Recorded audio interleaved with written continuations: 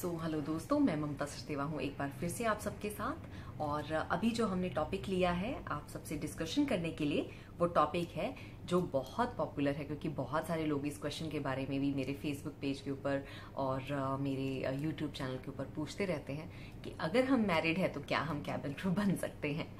It's a very funny thing.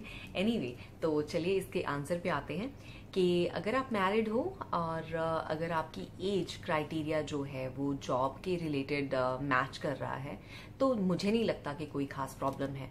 लेकिन again, airline to airline सबके rules in सब चीज़ों के बारे में डिफरेंट रहते हैं।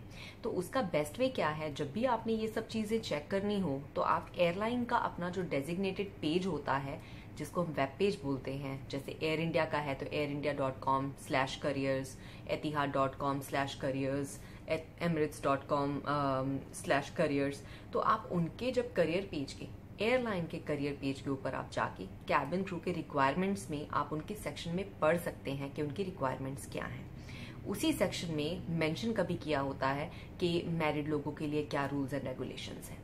लेकिन अगर उसके ऊपर फॉर एग्जांपल मेंशन नहीं किया गया है तो आप उनके कॉन्टैक्ट डिटेल्स में जाएं, उनका कॉन्टैक्ट नंबर लेकर आप उनसे या तो आप उनको रिटर्न में क्वेरी भेज सकते हैं या आप उनको फोन करके आप उनसे क्लैरिफाई कर सकते हैं। आई एम श्योर वो आपके ईमेल का जवाब या जो भी आप उनको मैसेज करके भेजेंगे इंटरनेट से या अपनी ईमेल से या जैसे भी, तो वो उस चीज़ का जवाब दे देते हैं।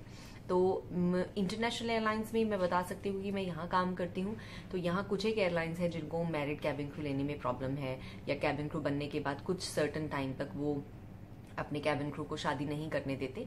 उनके अपने रीजंस रहते होंगे। लेकिन बहुत सारी ऐसी एयरलाइंस भी हैं मेरे आसपास जहाँ पे मैंने देखा है कि मैरिड कैबिन क्रू आराम से आके जॉब कर रहे हैं, कोई इशू नहीं है।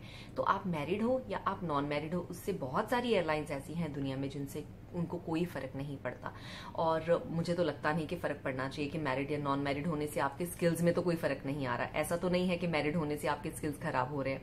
तो आप में अगर कैबिन क्रू बनने के एक जज्बा है, आप में सारे स्किल्स हैं, आपकी कम्युनिकेशन अच्छी है, आप इन रोल्स एंड रिस्पॉन्सिबिलिटीज को एज अ कैबिन क्रू संभाल सकते हो, तो गो फॉर इट। और guys, let me tell you, please इन सब चीजों से आप अपने आप को पीछे मत धकेलिए। जब भी आपके मन में कोई क्वेश्चंस होते हैं, आपको एयरलाइन के पेज के ऊपर चेक करना चाहिए, नहीं तो जस्ट अप्लाई फॉर इट।